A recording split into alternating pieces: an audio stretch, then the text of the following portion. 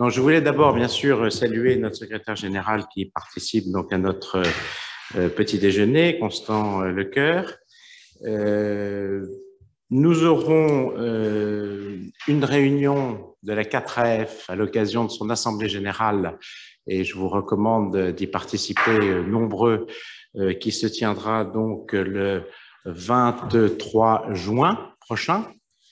À cette occasion, nous avons toujours l'habitude de faire une réunion générale d'information et nous inviterons à cette occasion-là Yves Madre, qui est le directeur donc de Farm Europe, qui nous fera un point sur l'évolution de la politique agricole commune, car comme vous le savez, 2023 verra la mise en application d'une nouvelle politique agricole commune qui aura des changements assez fondamentaux. Nous avions fait il y a quelque temps, je vous rappelle, un petit déjeuner sur le projet Farm to Fork. Ce projet Farm to Fork est lui-même d'ailleurs un peu en but à un certain nombre d'amendements du fait de l'actualité politico-internationalo-ukrainienne et russe, bien sûr. Donc, je pense que cette réunion du 23 juin sera véritablement un moment important. Je rappelle que l'État français vient de répondre aux premières remarques de sa mise en application de la PAC 2023 qu'il entend mettre en œuvre à partir donc de l'année prochaine. C'est pas sans atermoiement, hein, je dois le dire. Le ministère de l'Agriculture a dû répondre précisément à un certain nombre de questions, en particulier sous l'angle, on va dire, environnemental.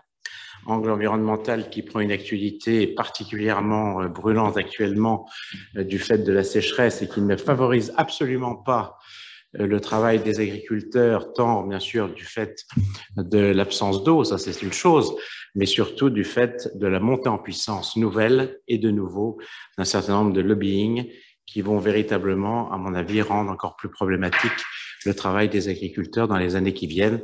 Il n'y a qu'à voir le retard de la France en matière de mise en place de bassines, et ces bassines qui viennent encore d'être en appel du tribunal administratif de Bordeaux mises en cause.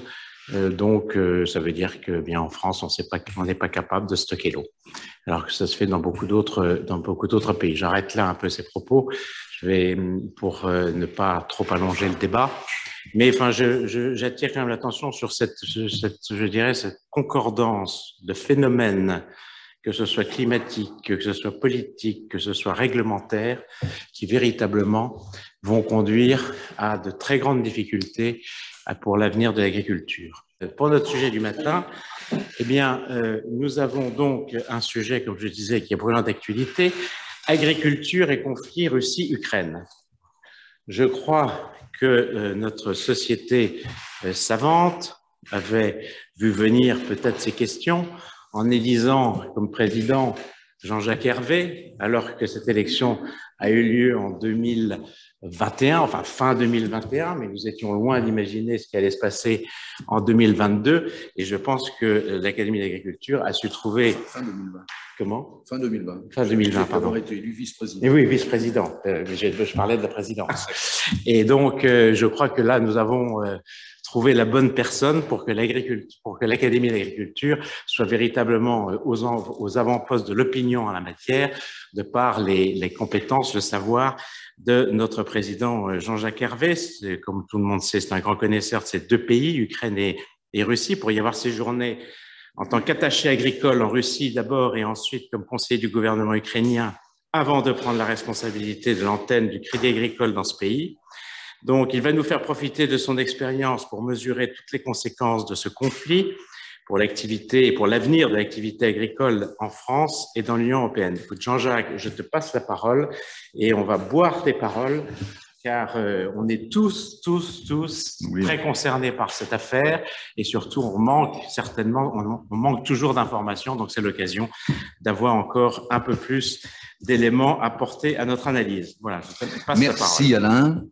Bonjour monsieur le secrétaire perpétuel. Bonjour chers confrères, bonjour chers amis. chers confrères et consoeurs, bien sûr. Merci Alain pour ces mots introductifs très sympathiques. Oui, ces derniers jours, semaines, j'ai eu la tâche, en quelque sorte, de passer beaucoup de temps avec un grand reporter du Monde qui voulait publier un grand article où il a fait la gentillesse de me citer sur les greniers de l'Ukraine. Et puis une autre journaliste que je ne connaissais pas, dont je connaissais quelqu'un d'autre de ce journal, Mediapart, qui a également fait un long article sur la situation en Ukraine, sans dire trop de bêtises. Et voilà. D'ailleurs, j'en profite pour dire qu'on précisera à ces deux personnes qu'effectivement, ils pourront revisionner sur YouTube, oui, sur la chaîne YouTube. Oui, on les avait invités, ils n'ont pas pu ni l'un ni l'autre venir, mais ils nous auraient fait le plaisir et l'honneur de venir parler avec nous parce que les deux ont reconnu que l'Académie était un lieu de connaissances remarquable et actuel et de questionnement entre les membres pour essayer de voir clair dans l'actualité. Alors, on va rentrer dans le sujet. Philippe, tu vas passer la première diapo. Sur, évidemment, bon, vous savez tout, parce que finalement, la télévision, la radio, les journaux font des pages entières sur la situation Ukraine-Russie. Pour ma part, et je ne ferai que cette connotation politique en entrée, et ensuite je rentrerai dans mon sujet, qui sont l'aspect agricole, l'aspect agroalimentaire, agro-industriel de ce conflit, mais je crois utile de dire que le conflit n'est pas un conflit entre l'Ukraine et la Russie. C'est un conflit entre la Russie et l'Occident, et singulièrement entre la Russie et l'Europe, que la Russie juge faible, incertaine, indéterminée, excessivement dépendante des États-Unis, à un moment où le monde quitte, mais seulement 30 ans auparavant, un système bipolaire où l'équilibre de la peur se traduisait par un relatif équilibre international entre la Russie, énormément armée, et les États-Unis et leurs alliés européens. Et ce modèle bipolaire craque depuis 30 ans, depuis l'effondrement de l'URSS. Et comme je l'ai dit souvent, et j'arrêterai là cette connotation, disons, d'ordre général, l'effondrement de l'URSS, la perte de la guerre économique par l'URSS en 1991 ne signifie pas obligatoirement la victoire du camp occidental. Et aujourd'hui, nous voyons bien que nous sommes dans un système plus complexe, multipolaire, avec la Chine, l'Inde, le Moyen-Orient, qui s'ajoute à la Russie, aux États-Unis, à l'Europe et sans doute aux Amériques. Donc je pense qu'il faut qu'on reprenne nos réflexions sur le cadrage dans lequel se déroule ce drame épouvantable entre des frères devenus des frères ennemis. Alors, on va commencer par la première diapo, et j'intitule cette causerie « Guerre, nourrir le monde, énergie, climat ». Les couleurs de l'Ukraine, c'est le bleu du ciel pour le drapeau, et c'est l'or des blés et des tournesols. Ce drapeau identifie une puissance agricole qui était à peine détectée au moment de l'effondrement de l'URSS, parce qu'elle était dans l'URSS. Et rappelons-nous qu'à cette époque, l'Ukraine alimentait l'ensemble de l'URSS en sucre, était le principal producteur de blé et d'autres cultures de l'URSS dans son ensemble, qui, malgré les contributions de l'Ukraine, était déficitaire en céréales et importait, d'Occident en particulier, des céréales. Et c'est à partir de 1991 que la Russie a cessé d'importer des céréales, l'Ukraine commençant déjà à avoir un petit supplément par rapport à la consommation de sa population, qui à l'époque était de 48 millions d'habitants. Aujourd'hui, on est sans doute autour de 30 millions d'habitants en Ukraine. Quand on compte les départs qui se sont faits depuis 1991 pour trouver des emplois mieux rémunérés en Pologne ou ailleurs dans le monde, et puis plus récemment pour quitter le conflit, la guerre, les bombardements. On ne sait pas exactement combien de millions sont partis, mais En gros, la population est aujourd'hui 30 millions d'habitants. Donc c'est une saignée absolument invraisemblable. La guerre, c'est une guerre russe. C'est une guerre russe qui, même si, comme je le pense, la Russie s'attaque à l'Occident, se concrétise sur le territoire voisin qui taille des croupières à la Russie d'une certaine manière. C'est l'Ukraine qui, la première, commence à exporter dans le monde entier des céréales à partir de l'an 2000. Et elle arrive sur les grains et les tournesols, les tourteaux de l'Ukraine arrivent dans nos ports à partir de 2000. La Russie arrive plus tard. C'est une guerre qui menace, en effet, l'équilibre alimentaire mondial. On voit que l'Algérie a revu récemment ses positions. Traditionnelle importatrice de blé français, elle a ouvert il y a un peu plus d'un an le cahier des charges de ses importations pour s'ouvrir au blé russe. Et ce n'est que le conflit actuel et la tension diplomatique qui a conduit encore plus récemment, ces derniers jours, l'Algérie à mettre un peu de côté l'élargissement de ses charges, de son cahier des charges, pour revenir avec 600 000 tonnes, vous l'avez noté, de grains français au réseau habituel de couverture de ses besoins.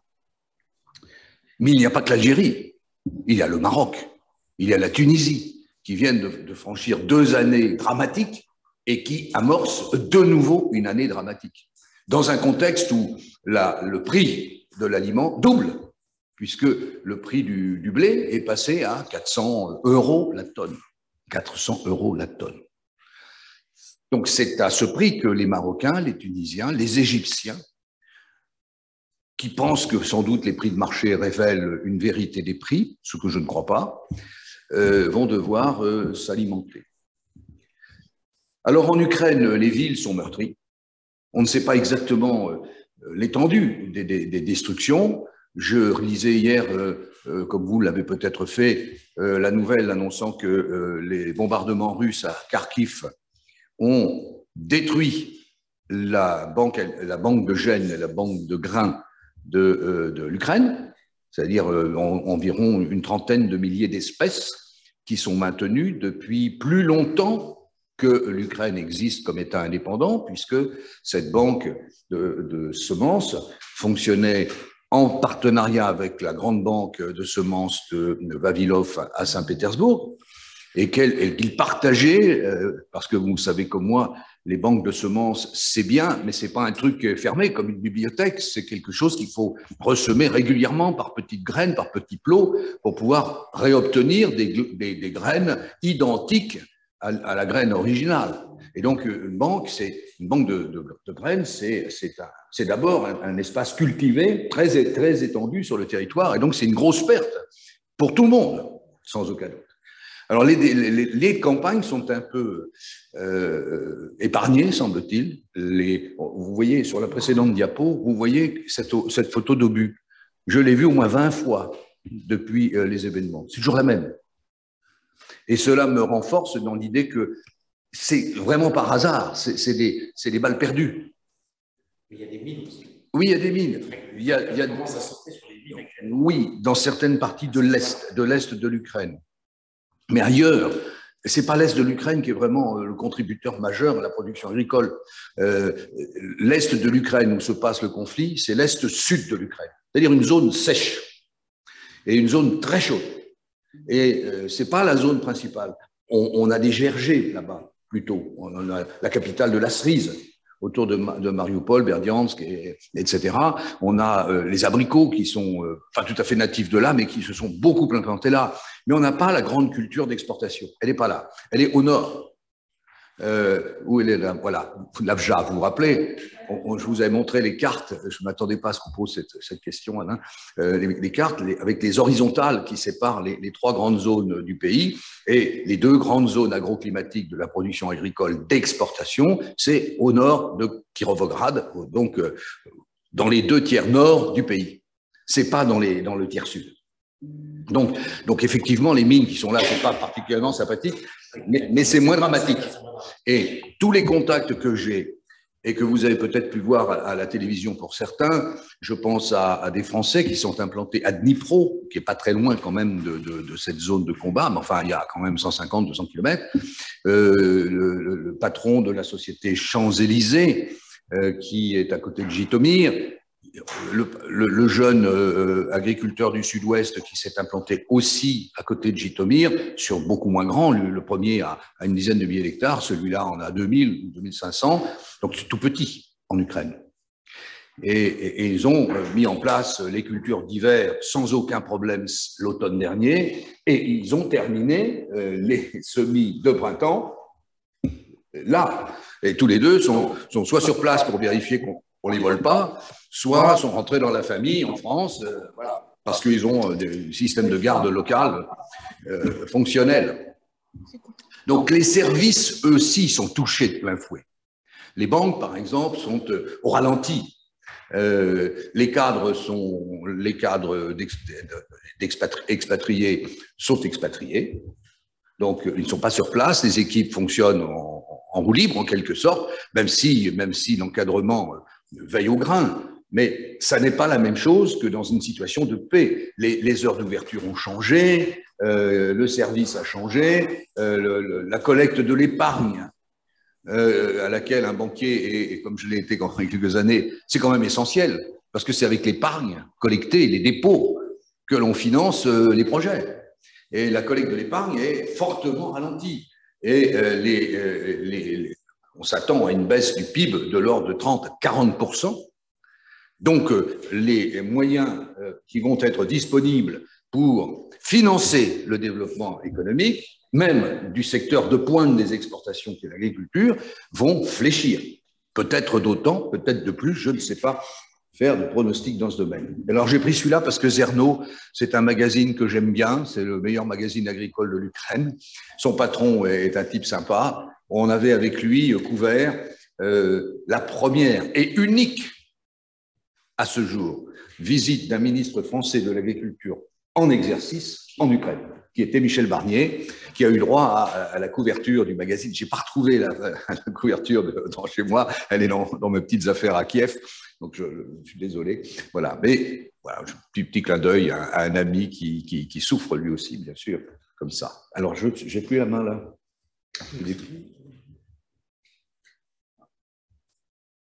C'est lui.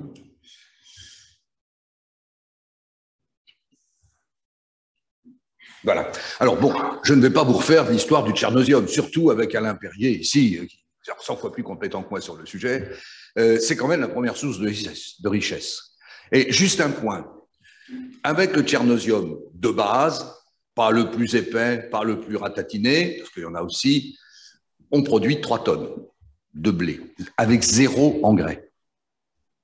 Donc si la fourniture d'engrais, pour diverses raisons, cessé en Ukraine, sur 40 millions d'hectares, à 3 tonnes en moyenne, si on est équivalent grain, on fait quand même 120 millions de tonnes. 3 fois 4. Donc, il n'y a pas d'inquiétude à avoir, à mon avis, sur un niveau de production en Ukraine. Ce n'est pas la bonne question. Alors, c'est là? Non, c'est là, pardon, voilà. Donc, cette langue de terre noire, voyez-vous, c'est en gros ce qui devrait être en rouge sur cette image, mais qui passait mauve, elle est bien rouge sur l'écran, là. C'est le grand croissant des Tchernosium qui commence, je parle là sous le contrôle d'Alain aussi, qui commence au sein des Carpates et dans le nœud de la Roumanie, les plaines centrales de Roumanie, et puis qui s'enroule comme ça, au Nord-Caucase, et puis qui glisse sur la frontière kazakh, où il se développe d'ailleurs aussi un petit peu dans le Nord-Kazakhstan, où il constitue le croissant céréalier du Nord-Kazakhstan, et il va s'éteindre, cette grosse virgule de très bonne terre va s'éteindre au pied de l'Altaï, là où vous voyez la fin de cette jaune mauve sur l'écran. Donc c'est un grand territoire, très peu exploité pour le moment, puisque la Russie, avec 220 millions d'hectares de terre pour l'essentiel dans ses zones vertes et bleues, produit 120 millions de tonnes de grains. D'ailleurs, 0,5 tonnes par hectare. On On est donc à la fois dans une production faible, qui quand même permet déjà de commencer à exporter pour la Russie, de façon significative, puisque depuis maintenant presque 3 ans, la Russie est devenue le premier exportateur mondial de blé, pas le premier exportateur mondial de céréales, mais le premier exportateur mondial de blé, et qu'elle a par conséquent, si l'on appliquait un raisonnement bébête, mais pas complètement faux, en ordre de grandeur, 1 tonne par hectare, c'est le rendement moyen du Kazakhstan. Sur 220 millions d'hectares, ça fait 220 millions de tonnes. Et la Russie est à 120 millions de tonnes. Donc il y a une marge de manœuvre considérable pour augmenter la production de ce pays. Ah ouais, c'est celui-là, alors d'accord. Alors, bon, l'agriculture de ces 2 pays est constituée de petites exploitations, toutes petites exploitations. En Ukraine, il y a 40 000 entreprises agricoles, au total. C'est-à-dire 10 fois moins qu'en France. L'estimation de 400 000 en France est un peu généreuse, c'est entre nous. Mais c'est quand même l'ordre de grandeur. Donc, il y a 10 fois moins d'exploitation que chez nous. Et il y a, sur ces 40 000 entreprises en Ukraine, il y a en gros 10 000 entreprises qui sont vraiment des entreprises agricoles, qui font entre 500, 1000 hectares et puis 20 000 hectares. Et puis, il y a peut-être 100 ou 150, personne ne sait exactement, grandes entreprises qui sont des agro-holdings, qui, elles, cultivent plus de 50 000 hectares et dont la plus grande, les 2 plus grandes, qui sont le groupe Kernel, on va voir ça tout à l'heure, le groupe Kernel et puis un autre groupe d'origine étrangère, allemande, parfaitement intégré en Ukraine, fait 600 000 hectares aussi. Donc c'est la taille d'un département français complet. Complet, absolument, complet. Voilà. Ah, c'est ça, c'est ça.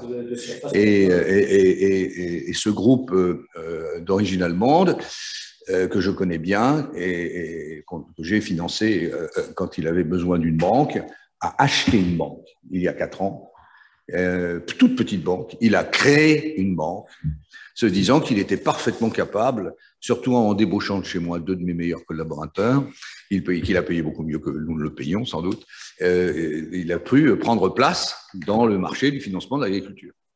Et donc il a intégré complètement la négociation massive pour ces 600 000 hectares en semences, en produits phytosanitaires. Il a le financement dans les meilleures conditions de financement et il est également prestataire de services pour tous les clients qui ne sont pas, lui, auprès de la banque Agro-Prosperis, qui mise sur les PME, entre les 1000 et les 20 000 hectares que j'évoquais tout à l'heure, avec lesquels il a aussi des contrats pour faciliter le stockage, l'approvisionnement en semences, en phyto, etc.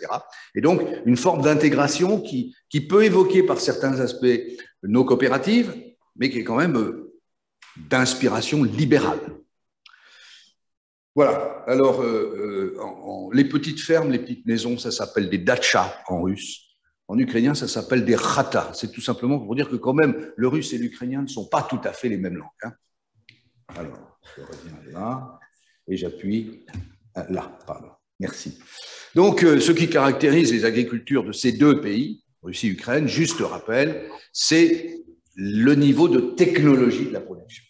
Très haut usage des technologies. Semences, nautiles, GPS sont en place depuis 10 ans, en courant et systématiquement. Les drones sont présents dans toutes les grandes entreprises agricoles pour faire de l'inspection sanitaire, en particulier des cultures, avec des drones volant bas et pouvant photographier en biais, de sorte qu'ils peuvent deviner ce qui se passe sous le couvert végétal, sous les feuilles, parce que la plupart des maladies, comme vous le savez tous, commencent par le dessous des feuilles, là où il y a les trous stomatiques et donc les entrées de parasitoses diverses.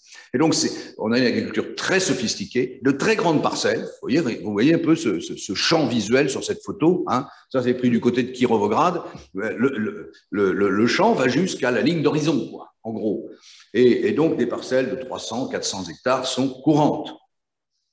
Et quand on a 100 parcelles, ben, ça fait 400 fois 100. On est à 40 000 hectares. Voilà. Donc, vous voyez, le livre de la rotation, le livre des assolements, ce n'est pas un énorme machin. Par ailleurs, ce n'est pas un livre, puisque c'est entièrement numérique. entièrement surveillés par l'imagerie satellitaire en temps réel et par la retransmission d'informations qui vient des matériels travaillants. Hein. J'ai montré ça à un visiteur français, un important responsable logistique en France. Il était sidéré. Dans le bureau du directeur général d'un groupe, le tableau du bout du bureau s'est ouvert, un grand écran, et il a proposé à son visiteur de choisir l'endroit où il verrait ce qui se passe. Et ce n'était pas un tour de passe-passe. Donc, il a dit, tel endroit, donc on est tombé fouf sur cet endroit-là. Choisissez le champ. Il a choisi le champ. La collaboratrice a regardé dans son petit calepin. Elle a dit, ça, c'est Robert machin-chose qui travaille à un semis quelque chose. Et nous avons eu sur l'écran le champ, le tracteur avec le tracé en rouge qu'il avait fait, et puis en jaune, celui qui était prévu qu'il fasse. Et on a pu parler par téléphone avec cet homme-là, au volant de son tracteur. Il faut comprendre qu'ils sont en avance dans l'utilisation des technologies, largement en avance par rapport à nous. Alors, je recommence. L'avantage de ces structures, c'est qu'évidemment, elles permettent de diminuer le capital investi par hectare en augmentant la superficie que chaque machine peut traiter. En gros, on a 3 fois moins de capital immobilisé par hectare que chez nous, en Europe. Et donc, c'est beaucoup plus de 3 lorsqu'on lorsqu'on parle de l'exploitation moyenne de 100, 150 hectares. Et cela se traduit évidemment par une incidence immédiate sur le prix coûtant de la production. Je le mettais dans la précédente diapositive. On produit 1 tonne de blé en Ukraine et en Russie à environ $100. Chez nous, on est à $180. Donc, nous sommes structurellement handicapés par le prix pour l'exportation. Même si on ne veut pas l'entendre, même si on considère que nous sommes extrêmement bons, il faut regarder la réalité. La réalité, c'est que la compétition, elle est par la technologie, par la surface, les structures et donc les prix coûtants.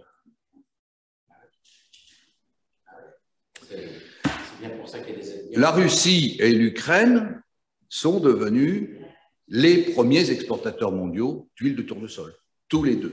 Le tournesol est implanté dans le sud de la Russie, autour de Rostov-sur-le-Don notamment, parce que là, il y a l'industrie qui a été financée d'ailleurs par les prêts mondiaux, internationaux, au moment où la Russie était fréquentable.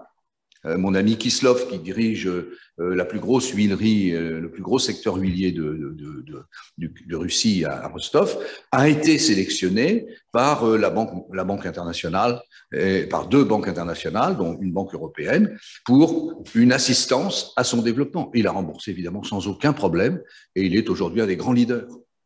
Et à côté de lui, dans la même ville de Rostov, ce n'est pas sur la diapositive, mais l'intérêt d'un exposé, c'est qu'il ne se réduit pas à la diapositive.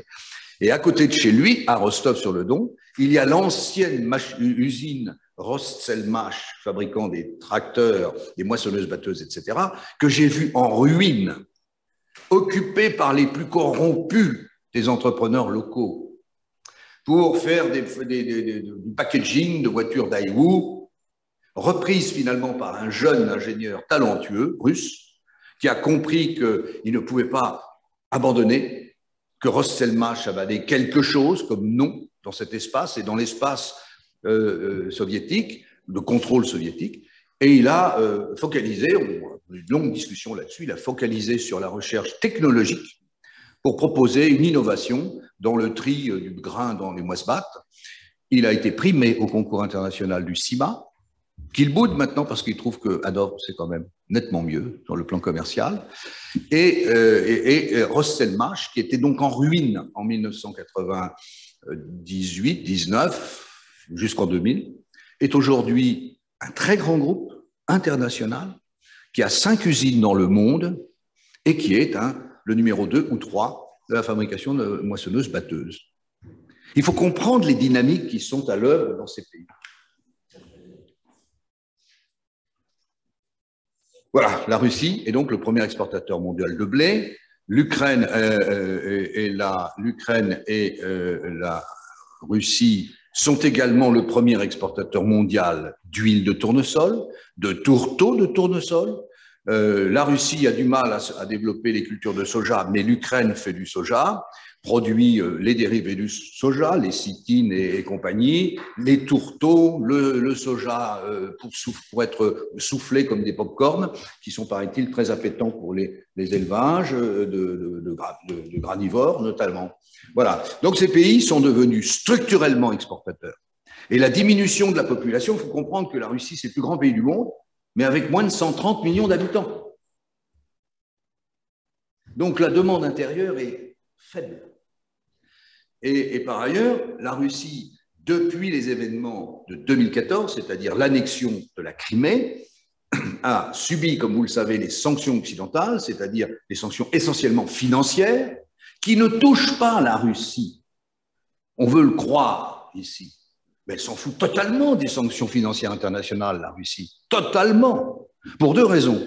La première, c'est qu'elle a le robinet du gaz et le robinet du pétrole. Et ça rapporte des milliards tous les jours, en devises. En devises.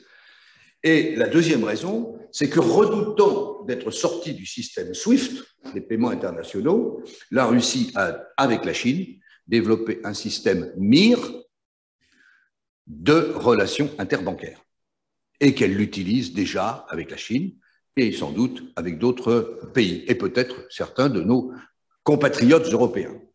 Donc ce sont des pays qui ont un potentiel d'exportation, une technologie, des recettes.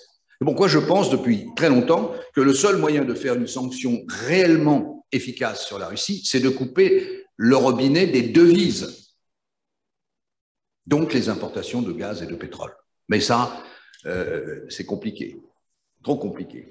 C'est avoir froid l'hiver, devoir mettre un autre pull au vert, ne pas chauffer tous les appartements, faire moins de kilomètres en voiture, etc. Bref, ils sont structurellement exportateurs et il n'y a aucune raison que ça cesse. Alors, là de nouveau. Ah non, ah oui, il faut que je prenne quand même le bon sens de la flèche. Voilà, la suivante encore. Voilà, donc juste pour donner l'ordre de grandeur, donc l'Ukraine produit normalement entre 40 et 50 millions de tonnes de maïs par an, entre 15 et 20 millions de tonnes de tournesol. Vous savez, je ne suis pas un chaud défenseur des statistiques, parce que je ne crois pas naturellement à la véracité des statistiques dans ces pays. Le ministre de l'Agriculture que j'ai conseillé m'a dit, Jean-Jacques, il faut bien que vous compreniez que moi, je ne peux pas annoncer moins que l'année dernière. Et quand j'ai voulu faire un programme sur l'indépendance statistique selon les règles françaises, j'ai découvert que le service de statistique était entièrement sous l'autorité du ministre de l'Agriculture et sans aucune autre autorité. C'est le ministre lui-même qui signait les tableaux. Voilà, et ce n'est pas prêt de changer. Donc, l'ordre de grandeur me suffit. Et je vous invite à considérer la même chose. Non, celui-là. Voilà, et production d'exportation, vous voyez que la Russie est entre 110 et 120 millions de tonnes de production, ici en grains.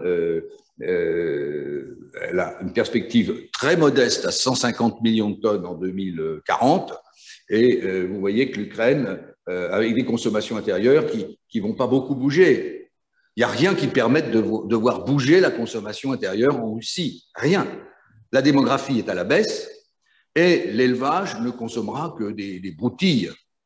Donc il n'y a pas de baisse. Donc, il y a une capacité d'exportation qui va s'accroître de 20 à 30 millions de tonnes. L'Ukraine, c'est pareil, la consommation intérieure n'a aucune raison de bouger. La production peut encore augmenter. On est à 100 millions de tonnes. On est à 100 millions de tonnes depuis l'année dernière. J'aurais dû corriger d'ailleurs, parce que je n'ai pas le chiffre de l'année dernière exact, mais on a dépassé 100 millions de tonnes. Vous vous rappelez, quand vous êtes venu en Ukraine, on était à 60 et des poussières de millions de tonnes. C'est une croissance impressionnante. Voilà. Donc, les exportations du bassin mer Noire vont s'accroître considérablement et inéluctablement. Les coûts de production, je vous l'ai dit tout à l'heure, ça c'est par hectare Donc, vous divisez par 6 pour avoir le coût de production par tonne, et vous voyez qu'on est sur le blé d'hiver en tour de $100 la tonne. Depuis 2014, depuis donc les sanctions européennes, la Russie a dit « j'ai toujours de l'argent, j'ai des entreprises qui sont toujours capables d'investir, des grands groupes, et ces grands groupes, je vais les laisser développer les productions qu'ils voient l'opportunité de développer. » Ce n'est pas une décision de l'État, une décision des groupes qui sont ici mentionnés. Excusez-moi, ils sont en russe, donc c'est un peu difficile à lire, mais ces groupes sont des groupes extrêmement puissants, et c'est eux qui ont fait le développement de la production des céréales, comme ils avaient fait le développement de la production de volailles après les premières sanctions de la crise économique de 1998, puis des crises de 2003. Et donc, il y a une armature agro-industrielle très forte, très motivée, très compétente sur le plan technologique et qui n'a rien à envier à nos technologies. Et rappelons-nous quand même que les Russes sont des ingénieurs de nature, ce sont des constructeurs de prototypes. Ils adorent faire des prototypes, ils ont horreur du travail industriel, finalement, un travail de serf, mais ils sont des novateurs formidables. Voilà. Et les Ukrainiens sont loin d'être en rade, puisque vous voyez les groupes, je vous parlais tout à l'heure de Kernel, 600 000 hectares. Premier exportateur d'Ukraine, MHP Mironovski, du nom d'un grand obtenteur céréalier ukrainien, il fait 500 000 tonnes de viande de volaille par an, 500 000 tonnes. Et avec des filiales maintenant dans le monde, un réseau commercial dans le monde entier, c'est un concurrent de Tyson. C'est avec Tyson qu'on se mesure, puisque les projets que j'ai pu d'ailleurs tenter de poser pour que MHP reprenne un grand volailler français en difficulté, il paraît qu'il y en a eu quelques-uns, et est échoué parce qu'on ne pouvait pas accepter qu'un truc ukrainien vienne chez nous. Voilà, c'est pas possible. Et puis Astarta, c'est le premier producteur de sucre, c'est le premier industriel à être presque autonome sur le plan énergétique, parce qu'il utilise les sous-produits de l'élevage, 12 000 vaches laitières en production, de la sucrerie, des freintes diverses de céréales pour alimenter une usine de biocarburants qui apporte la chaleur sur le centre névralgique de l'entreprise où se trouvent concentrés silos, une partie des élevages, etc. Et il travaille avec les meilleurs offrants industriels, donc il fournit un peu Danone, il fournit beaucoup les industriels locaux, et c'est 3 exemples. Et il y en a comme ça une centaine. La fermeture de la mer Noire, elle bloque tous les flux de l'Ukraine et de la Russie. Alors, il y a quelques fuites, il y a quelques navires qui quittent le port de Novorossiysk, le seul port de la Russie en eau profonde, dans des conditions qu'on a du mal à comprendre, parce qu'ils ont peut-être une idée de l'endroit où sont les mines, et donc ils ont peut-être des chenaux qui leur sont proposés. Je pense que la Turquie, qui contrôle les détroits, ne veut pas prendre des mesures qui sont contraires au droit international, et donc elle laisse passer ces navires dès lors qu'ils sont munis des feuilles de route, des documents nécessaires. Mais ce sont des petites quantités, des toutes petites quantités. Ça n'atteint pas le niveau qu'il faudrait atteindre pour que le port de Novorossiysk fonctionne correctement et pour que les volumes exportables soient exportés. En Ukraine, contrairement à ce que dit la presse, le port de Mariupol détruit ne pèse rien dans le commerce international des grains, mais rien. Parce que c'est un port qui est en eau non profonde. Et donc, on charge au mieux des barges de 5000 tonnes, qui sont en concurrence avec celles de 5000 tonnes qui viennent de Russie, qui passent le détroit de Kertch et qui vont rejoindre les grues qui servent à recharger les Panamax dans les eaux internationales de la mer Noire. Donc, Mariupol est depuis très longtemps abandonné. Pour le maïs, peut-être un petit peu, peut-être un peu pour le tournesol. Cargill a eu des velléités à Mariupol, mais il a fermé Mariupol il y a plusieurs années. Donc Mariupol, ce n'est pas vraiment un port. Le port important, c'est Nikolaïev, sur le Youjny Buk, qui est un fleuve qui traverse l'Ukraine en diagonale depuis la frontière slovaque, en gros, voilà, et qui est fréquentable par les barges, qui permet donc d'alimenter ce port. C'est Mykolaïev. Kherson, c'est un petit port. Alors après, je continue à partir de Mykolaïev, on va aller à Odessa, qui est en fait un ensemble de 3 ports, Odessa, Youjny, Pivdieni, et puis ensuite il y a encore des petits ports, mais qui sont en eau profonde, et puis ensuite on arrive à l'entrée du Danube, qui est évidemment un endroit stratégique, puisque c'est la voie d'entrée sur le réseau des canaux de l'Europe. Mais hélas, les barges qui doivent emprunter ce Danube sont bloquées sur la mer Noire. L'île aux serpents contrôle l'entrée du Danube. Les Russes s'y sont installés sur un territoire ukrainien et contrôlent par conséquent les flux des bateaux, et ils ont vraisemblablement miné l'ensemble du dispositif. Les compagnies d'assurance, dans ce contexte, ne couvrent pas les frettes maritimes, même des barges pour emprunter le Danube. Alors, il y a peut-être des casse-coups. C'est pareil, il est interdit de circuler à moto sur cette route, sauf au motard qui contrevient, pensant que le gendarme ne le trouvera pas à la règle. Donc, il reste la même chose pour les diverses. Alors, pourquoi produire plus en Ukraine et pourquoi produire plus en Russie? Et quoi produire? Là, il y a 2 réactions nettement différentes. La Russie considère qu'elle peut poursuivre la production.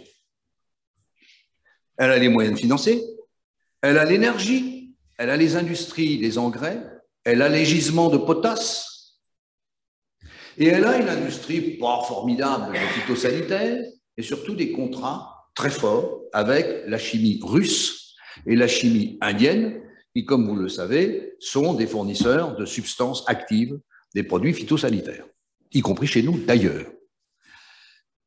Et donc, la Russie estime qu'elle a tous les moyens de développer sa production.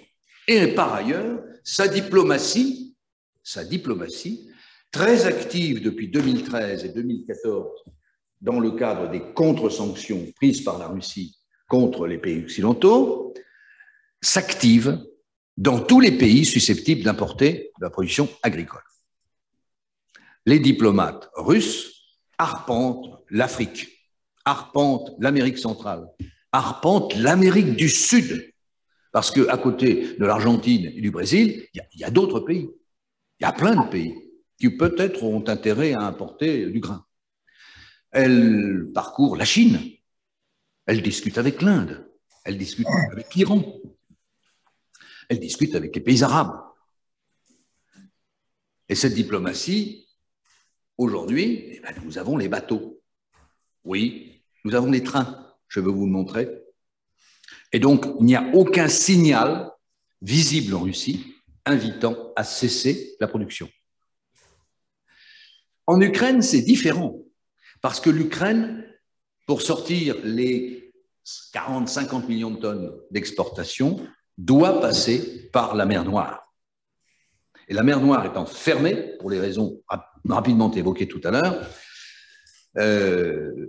prend des décisions, a pris des décisions, continue de prendre des décisions qui, à mon avis, devraient se traduire par une sensible baisse de la superficie en maïs. Et c'est ce que je crois comprendre des discussions que j'ai avec mes contacts ukrainiens. Une forte réduction de la production de la surface d'abord de maïs, peut-être de la production, du rendement de maïs, parce que le carburant et les engrais vont ou manquer ou être plus chers, nettement plus chers.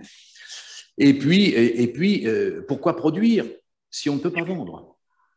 Vous savez, il y a le proverbe juif bien connu. Pourquoi tuer l'ours si on n'a pas vendu la peau? Voilà. Donc en Ukraine, c'est pourquoi semer du maïs si on ne l'a pas déjà vendu, si on ne sait pas déjà à qui on va le vendre. Et c'est une problématique qui différencie la stratégie agricole de l'Ukraine de celle de la Russie. Et l'acheminement quand même. Alors, on va y voir, on y vient. Ah, pardon. L'acheminement en train. Alors, donc, vous voyez, j'y viens. Vous voyez que les réformes se sont accumulées depuis les événements de Maïdan, de diverses. La modernisation de l'infrastructure, L'Ukraine est aujourd'hui capable de stocker plus de 60 millions de tonnes aux normes internationales. La Russie a construit tout un tas de ports. On a rénové le parc de wagons au Kazakhstan, en Russie, en Ukraine. On a construit une quinzaine de milliers de wagons supplémentaires, des gros wagons de 65 tonnes. On a le port de Novorossiysk, dont vous avez là une vue par avion, a doublé sa superficie et ses capacités de chargement. Il peut vraisemblablement charger 20 millions de tonnes dans une année. Capacité de stockage, de qualité de stockage. Ah ben bien sûr. De la qualité des blés. Oui, parce qu'il y a encore des stockages, les premiers stockages qui ne sont pas forcément géniaux. Et donc, il peut y avoir eu des insectes, il peut y avoir un certain nombre comment s'appelle, de substances, là, le nom m'échappe, ça va revenir. Mycotoxines, merci, des mycotoxines, des insectes, du punaisage de blé, etc. En général, c'est au moment de la récolte et du premier stockage que ça se passe. Et c'est assez difficile à corriger. C'est pourquoi, d'ailleurs, les priorités qui sont ouvertes, qui étaient ouvertes par les banques, en particulier dans la banque où j'étais, et on avait un accord sur la construction de silos, le financement de silos, c'était les premiers silos. Disant, on fait, mais on regardera, nous, qu'il y a bien des systèmes de désinfection conformes aux règlements internationaux, etc. Si vous ne le faites pas, ben on ne finance pas, c'est pas compliqué. Surtout les refroidissements, d'ailleurs. Oui, les refroidissements, les ventilations intérieures, etc. Oui, toutes les technologies. Enfin bon, quand même doublement de la capacité de chargement du port de Novorossiysk. Le seul port en eau profonde sur la mer Noire de la Russie. En Ukraine, je vous l'ai cité tout à l'heure, le port d'Odessa historique est saturé depuis très longtemps, mais de part et d'autre, il y a notamment la gavane de Youjny, qui se dit Pivdieny en russe. Youjny, ça veut dire du sud, et Pivdieny, ça veut dire aussi du sud, mais en ukrainien. La précédente plutôt. Voilà. Et donc cette zone-ci là, je l'ai connue il y a une dizaine d'années comme une véritable zone naturelle. Rien, absolument rien. La mer, l'eau bleue, voilà, la végétation rabougrie, tout ça, paysage quasi méditerranéen. C'est ça maintenant. Avec un très grand centre d'huile qui est équipé pour recevoir des huiles qu'on raffine, qu'on recharge à bord de navires à côté, avec 4 wharfs pour ces navires, et de l'autre côté, les silos de divers opérateurs internationaux, COFCO en particulier, qui a construit là-bas un grand terminal, et qui fait tourner avec des coefficients de rotation compris entre 9 et un peu plus de 9. Quoi. Voilà. Donc les coûts de logistique, juste pour que vous les ayez en tête, c'est presque la même chose que chez nous. L'Ukraine a baissé d'ailleurs par rapport à ce tableau que j'avais de l'année dernière. On est dans les mêmes prix. C'est la Russie qui, en matière de transport vers un terminal export, est la plus chère. Mais pour la Russie, le coût du transport, c'est un coût d'opportunité. On va y revenir. Donc, mer Noire, de fait, fermée au trafic maritime. Nouvelle donne des exportations de cette zone. Vous le voyez, l'Ukraine n'a comme alternative que la voie ferroviaire. Et vous savez peut-être que l'Ukraine est dans le schéma des nouvelles routes de la soie. La Chine a passé des accords avec les ports de la mer Noire, mais aussi avec les 2 réseaux de chemin de fer qui relient l'Europe à la Chine, qui sont le réseau RGD de la Russie et le réseau d'Ukraine. Et ces réseaux sont à l'écartement des rails russes de 1520 mm, et ils sont partie intégrante des accords des routes de la soie. Donc les trains, aujourd'hui, les trains de 20-30 wagons de 65 tonnes chacun peuvent emprunter le transsibérien. Et le réseau ferroviaire, vous le voyez sur cette carte, dessert la Chine. Là, je n'ai pas dessiné, mais je vous montre ça sur une autre zone. Il dessert aussi le Kazakhstan au sud de la... Vous voyez où est la frontière de la Russie. Vous voyez qu'il y a 2 lignes qui partent, 3 lignes, 4 lignes même qui partent vers le sud.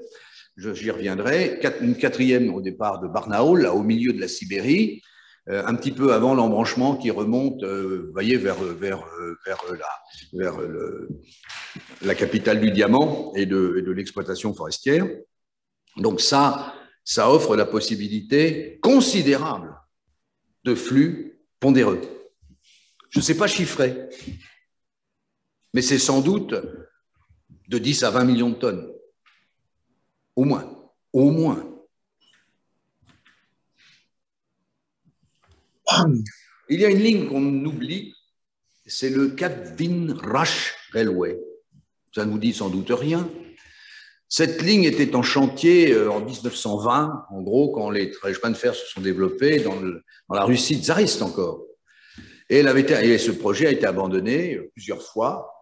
C'est une ligne qui relie la Russie à l'Iran et qui dessert en particulier le port d'Abbas en Iran sur la mer Rouge. Port sur lequel on peut charger des navires, des barges et des Panamax. Et donc là, on peut faire passer des convois comme sur la photo précédente. La ligne n'est pas électrifiée, mais les locomotives diesel fonctionnent très bien.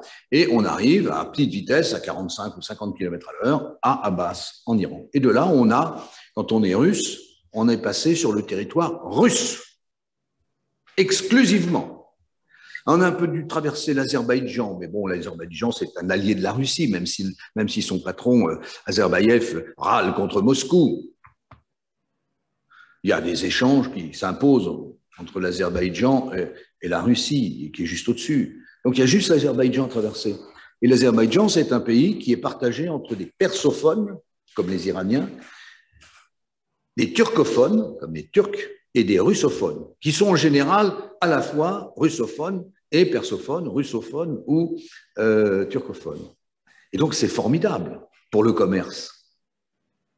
À Bakou, on parle ces trois langues, plus l'anglais, plus un petit peu de français, plus beaucoup d'allemand, plus etc. Donc, c'est une place où on peut discuter, on peut trouver des accords, on peut trouver des échanges. Et donc, le train passe. La voie a été posée. Moderne, solide. Elle ne permet pas de rouler en TGV, mais elle permet de faire passer des convois lourds. Et d'Abbas en Iran, eh bien, on a deux trajets. On a un trajet pas très bon au travers de la Syrie et de l'Irak, et qui permet de rejoindre la base méditerranéenne russe de Tarnous, qui est d'abord une base militaire qui abrite les sous-marins qu'on croit être à Sébastopol, naïfs que nous sommes. Croyez-vous que les Russes sont assez bêtes pour mettre leurs sous-marins à Sébastopol? De sorte que sortant de Sébastopol pour rejoindre la Méditerranée, ils soient immédiatement repérés par les forces de l'OTAN qui contrôlent avec la Turquie les détroits. Les sous-marins sont à Tarnous quand ils ne sont pas en mer. Et à Tarnous, la Russie a depuis 2 ans construit un terminal céréalier qui permet par conséquent d'alimenter, de faire du stockage intermédiaire pour repartir ensuite vers le Liban, vers tous les pays qui ont besoin de grains, ou de repartir vers l'Égypte sur les terminaux qui ont été construits à Alexandrie et autour par les entreprises russes du grain, celles que je montrais dans le schéma avec les traits rouges.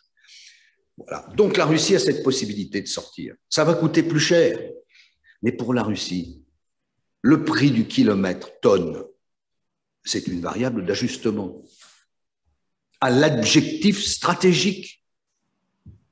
Les trains sont là, la voie est là, le grain est là, il y a les locomotives, il y a le pétrole et le gazole pour faire marcher les locomotives. Donc, il n'y a pas de problème. Donc, et par ailleurs, la Russie, qui est maîtrisée par un monde politique qui est dans la Russie européenne, à l'ouest de l'Oural, sait que le coffre-fort n'est pas là. Le coffre-fort, c'est la Sibérie. La Sibérie, où il y a l'eau, le gaz à tous les étages, le bois, autant de denrées qui intéressent terriblement le voisin chinois, qui a, lui, 1,5 milliard d'habitants. 10 fois plus que les Russes. Et donc, pour conserver la Sibérie dans la Russie, on paiera le prix qu'il faut pour que le train passe. On ne va pas faire une application tarifaire type SNCF, vous voyez. On va dire, ça coûte tant. Et par ailleurs, le prix coûtant, il reste en Ukraine, en Russie, de 100 $. Donc, on pourra faire à l'acheteur international le prix qu'on veut. Si on vend à plus de 100 $, plus le coût de transport réel, peut-être 50 ou 60 € la tonne, on sera à 210 € la tonne. On sera en dessous, on sera 2 fois en dessous du prix spéculatif auquel se négocient aujourd'hui les transactions. Et donc la Russie a évidemment des perspectives considérables d'exportation vers les pays du monde qui ont faim parce qu'ils ne peuvent pas, dans l'état actuel des choses, couvrir leurs besoins alimentaires. On n'imagine pas que la Chine envahisse la Sibérie pour sécuriser ses approvisionnements? Elle pense qu'un partenariat intelligent est préférable à un conflit, à une guerre. Pour le moment, autant que je le crois. Alors voilà cette ligne du transsibérien. Vous voyez la ligne rouge, et il y a une nouvelle ligne qui, alors en orange, je pense c'est la Mongolie, hein, un peu plus foncée. Et il y a une ligne que je ne sais pas pourquoi j'ai pas mis, j'ai changé la diapositive, mais excusez-moi, je me suis trompé. Vous voyez dans le point creux, dans le point bas, vous avez un grand fleuve là qui remonte vers le nord, là, qui avec un grand estuaire très large là. Hein. Eh bien là, il y a une ligne qui part. Là, c'est là. Vous avez juste autour de la mer Caspienne, vous voyez. Vous avez un pays en vert avec un grand lac aussi au milieu, 2 grands lacs au milieu. Ça, c'est le Kazakhstan.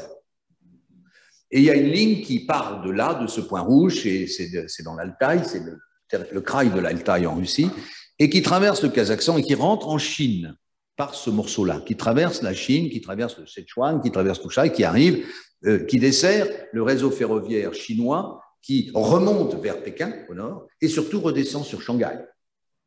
Et donc, et descend vers d'autres destinations que la Chine contrôle par son réseau de chemin de fer qui va jusqu'au sud de l'Indonésie, etc. Donc, il y a cette branche qui est très importante dans le système d'exportation mondiale des blés. Voilà. J'ajoute, j'ai oublié de le dire, la Russie a un train qui part de Moscou, enfin, qui part de Russie, et qui descend à Astrakhan. Astrakhan, c'est la sortie de la Volga, qui est au nord de la mer Caspienne, là, vous voyez, là où la mer Caspienne fait une espèce de petit crochet vers l'est, là. Et de là, on peut charger des navires pour rejoindre de nouveau l'Iran en face, ou bien on contourne Astrakhan par la ligne de chemin de fer et on va au port d'Aktao, qui est sur la pointe à l'ouest de cette espèce de crochet de la mer Caspienne, là. L'Iran, il n'y a pas une montagne en dessous de... Oui, mais ça passe. Le chemin de fer passe. Le chemin de fer pour l'Iran contourne la Caspienne par l'ouest. Voilà. Mais on peut desservir l'Iran par bateau, par péniche. Donc on peut avoir des péniches fluviales qui sont sur le fleuve Volga, qui a un affluent qui s'appelle l'Oka. Vous voyez, la Volga, c'est ce fleuve qui se rejette à l'ouest de la Caspienne, au nord, là, au nord-ouest de la Caspienne. Ça, c'est la Volga. Vous voyez que cette Volga, elle croise un autre fleuve à l'ouest, c'est le Don. Et là, il y a un dispositif qui a été mis en place par Staline, qui est le célèbre barrage de Volgodonsk, qui permet de faire communiquer le régime Volga et le régime Don. Ce qui, par conséquent, permet de faire circuler les péniches fluviale de la Volga qui commence là-haut dans le Valdai, là au début du trait rouge qui commence à Moscou sur cette carte et qui dessert pratiquement toute la Russie européenne pour arriver à Astrakhan. Mais ça permet aussi de prendre ce qui vient par le Don, qui longe à l'ouest la frontière avec l'Ukraine. Et ça permet aussi de ramasser tout ce qui vient de la Volga, de sa branche Oka, qui est à l'est, qui fait une espèce de boucle elle aussi, et qui dessert une grande partie du bassin céréalier de la Russie européenne. Donc, les grains peuvent être collectés par voie fluviale sur tout cet ensemble, jusqu'à l'Oural, qui marque, vous voyez, l'Oural, on le devine sur ce dessin, avec les fleuves bleus qui vont vers la Sibérie au nord, et puis l'Oka, la Volga, et puis après, vous avez l'Ob, qui remonte jusqu'à sa grande sortie, là, puis Yenisei, puis les autres grands fleuves. Et donc, toute cette partie-là, c'est la partie productrice. Il y a le système fluvial et le système ferroviaire. Et puis, l'Altaï qui produit, il y a le système ferroviaire. Donc, la Russie est en position forte. Alors, on va voir maintenant ce qui se passe et ce sera la fin de mon intervention, voyons ce qui se passe en Europe. Chez nous, nous ne sommes pas à 1520 mm, mais à 1435 mm. Donc, les wagons russes ne passent pas. Mais, regardez la carte à gauche, à droite, vous voyez que j'ai dessiné des doublets, comme on dit en mathématiques. 2 points noirs qui sont de part et d'autre de la frontière qui sépare la Pologne des États baltes, de la Biélorussie, de l'Ukraine, puis de la Slovaquie, de la Hongrie, la Roumanie. Vous voyez ces doublets. Ces doublets, ce sont des gares de passage où les voies en écartement russe 1520 mm sont parallèles aux voies européennes de 1435 mm. Et donc, on peut faire du transbordement. On peut passer avec les mêmes… Ah non, non, les voies sont parallèles. Donc, on a fait arriver un train à l'écartement 1520, on décharge, on recharge le wagon de 45 tonnes, ou c'est soit chez nous, je crois que c'est 45 tonnes, je dis une bêtise, 45 tonnes au format européen, et on peut repartir. Et il y a une voie, alors on ne va pas la voir là parce que ma carte est trop centrée sur la frontière. Annie, tu voulais faire un commentaire? Non, mais je sais qu'en Espagne, entre la frontière française et la frontière espagnole, c'est la même chose, oui, c'est la même chose. C'est la même chose. c'est uniquement sous le wagon que les… Oui, alors pour les voyageurs, c'est un changement d'écartement. Il y a aussi un système de changement de bogie. Il y a plein de solutions. Voilà. Et pour les wagons de marchandises, on peut soulever le wagon. Il paraît que c'est compliqué de faire ça parce que les systèmes de rotule d'approche du bogie sur les wagons russes n'est pas le même que celui de nos wagons européens.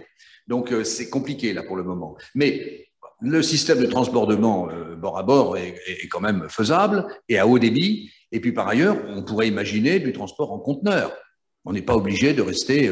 on a abandonné les sacs de grains, hein. Donc, on peut peut-être s'ouvrir à des technologies alternatives.